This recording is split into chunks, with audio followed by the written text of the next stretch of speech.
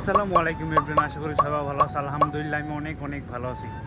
তো আজকের যে বিষয়টি নিয়ে কথা বলবো, তো আশা করি থাম্বনেল ও টাইটেল থেকে বুঝে গেছো যে কী বিষয় নিয়ে আজকে কথা বলবো। তো আর বেশি কথা বাড়াবো না, তো চলুন শুরু করা যাক।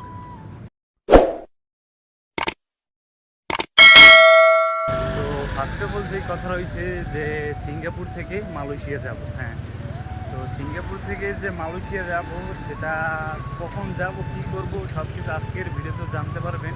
তো আপনারা কিভাবে যাবেন, তো সেটা আপনারা আজকে এই ভিডিওতেই জানতে পারবেন।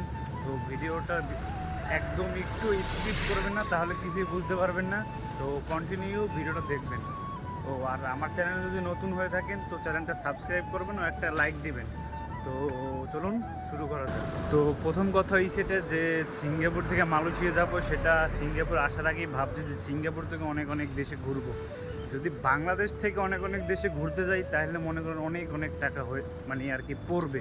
আর সিঙ্গাপুর থেকে যদি মনে করেন মালয়েশিয়া, থাইল্যান্ড, ইন্দোনেশিয়া বা ভিয়েতনাম, যেখানেই যাই না কেন, তো একটু আশেপাশের দেশগুলোতে, এশিয়ার দেশগুলোতে, তো অনেকটা কম খরচে যেতে পারবো আর কি। তো এখন কথা হয়েছে গিয়ে যে মালয়েশিয়া কীভাবে যাব। তো মালয়েশিয়া যাব, আমাদের এইখানে সিঙ্গাপুরে অনেক বাংলা ভাইয়েরা আছে, তারাও আর এজেন্সি হিসেবে তারা পাঠায়। তো তাদের কাছ থেকে টিকিটও নেওয়া যাবে, আর তাদের কাছ থেকে বলতে গেলে এক কথা পুরোটা প্যাকেজ তারাও আর কি সেল করে প্যাকেজ।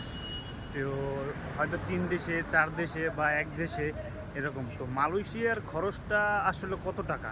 মালয়েশিয়া যদি বাসে যেতে চাই, আর এখান থেকে বাসেই যায় আর কি, বেশি দূরও না।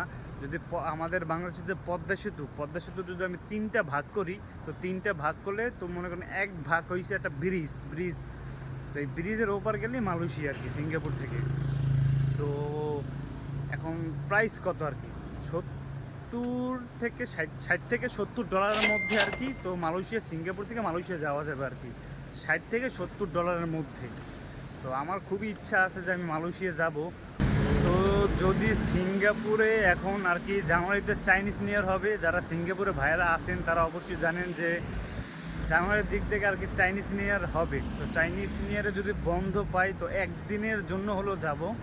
তো এটা জানুয়ারির দিকেও যেতে পারি আর কি, ফেব্রুয়ারির দিকেও যেতে পারি। তো আর কি সব কিছু গুছগাছ হইতেছে আর কি, কথা বলতেছি। তো কোম্পানি আর কি কাজ নেই, টোটালি কাজ নেই। তো কিন্তু এখন ছুটি নিয়ে গেলে আর কি এখন বেতন ওরা কেটে রাখবে। আর তখন তো মনে হয় সরকারি বন্ধ, তো সরকারি বন্ধ তো একদিন হলেও যাওয়া যাবে। তো যদি মনে করেন সকালে যাই, তো আস্তে আস্তে রাত্র হয়ে যাবে, বা পরের দিন সকালে আসলেও সকালবেলা আবার ডিউটি ধরা যাবে। তো আর যদি নিজের ইচ্ছা থেকে যাই, তাহলে মনে করেন একদিন বেশি কাটা যাবে। তো সিঙ্গাপুর আইসা তো আর মনে করেন বন্ধ দিয়ে তো আর লাভ নাই কোনো রকমেরই। তো যারা সরকারি বন্ধ, সেই সময় যেতে হবে। যে সরকারি যেগুলো বন্ধ আছে, তো ওই সময় আর কি যেখানে খুশি সেখানে যাইতে হবে। আর শুধু শুধু নিজের থেকে বন্ধ দেওয়া একদমই সম্ভব না। এখন মালয়েশিয়া যাওয়ার যে আর কি মাধ্যমটা, সেটা হয়েছে কি আপনার পাসপোর্ট। প্রথম হয়েছে আমার পাসপোর্ট লাগবে। আর ভিসা, এখানে অতটা ভিসা করার দরকার হয় না, বাসে যাইবে এখান থেকে এখানে। তো একটা স্টিকারের মতো আর কি আমাকে দেবে, যেখান থেকে আমি সব গুছগাছ করবো, ওনারা আমাকে স্টিকার দেবে। তো স্টিকারটা পেলেই এনাফ, তো আর ভিসার দরকার নাই।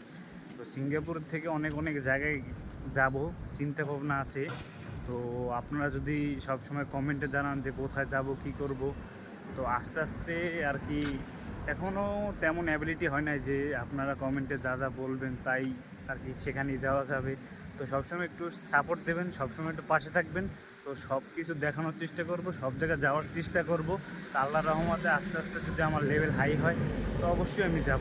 তো সবার জীবনেই ইচ্ছা থাকে যে এই দেশে ঘুরবো, ওই দেশে ঘুরবো, সবার জীবনে এই ইচ্ছাটা থাকে। তো হয়তো কেউ পরিস্থিতির কারণে পারে না, হয়তো অর্থনীতির দিক দিয়ে পারে না। তো ইনশাল্লাহ সবাই একদিন একদিন পারবে। তো আমারও ইচ্ছা আছে যে আমি সব দেশে ঘুরবো।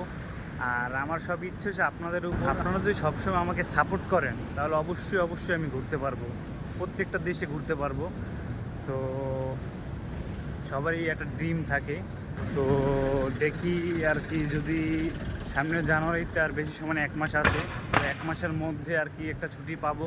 তো সরকারি ছুটি পেলে অবশ্যই ইনশাল্লাহ আপনাদের দোয়ায়, আপনারা যদি দোয়া করেন, অবশ্যই আমি যাব মালয়েশিয়ায়। তো এখন আপনারা সবসময় আমাকে একটু সাপোর্ট করার চেষ্টা করবেন। তো মালয়েশিয়া যাব, গেলে কি কি কি করি না করি সব কিছু তো আপনাদের মাধ্যমে দেখবো। আর এই ভিডিওটা পার্ট 2 আসবে কখন, যখন আসবে আপনারা, যখন আমি ভিসা করব তখন দেখাবো। ভিসা বলতে একটা স্টিকার করব আর কি, টিকিট কাটবো এক কথায়, যে কত কি লাগবে আর কি। তো এই ট্রিপটা শেষ হওয়ার পর আমি থাইল্যান্ডের উদ্দেশ্যে একটা চিন্তাভাবনা ছিল। তারপর থাইল্যান্ডের পরে আবার একটা আছে ইন্দোনেশিয়া যাওয়ার চিন্তাভাবনা আছে। তো আগে মালয়েশিয়া থেকে আসি, মালয়েশিয়া যাই, তারপরে একটার পর একটা যাব। তো কত টাকা কি লাগবে টু জেড পরে আর একটা ভিডিওতে আমি জানাবো। তো আগে সব কিছু করি, টিকিট বুকিং টুকিং সব কিছু দেই, তারপর আমি আপনাদের জানাবো। তো আর বেশি কথা বাড়াবো না, এই পর্যন্তই ছিল ভিডিওটা। তো আর যার যদি কিছু জানার ইচ্ছে থাকে সব সময় আমাকে কমেন্ট করতে পারেন, আমি সবসময় কমেন্টে রিপ্লাই দিব। তো সবাই ভালো থাকবেন, সুস্থ থাকবেন, আল্লাহ হাফিজ।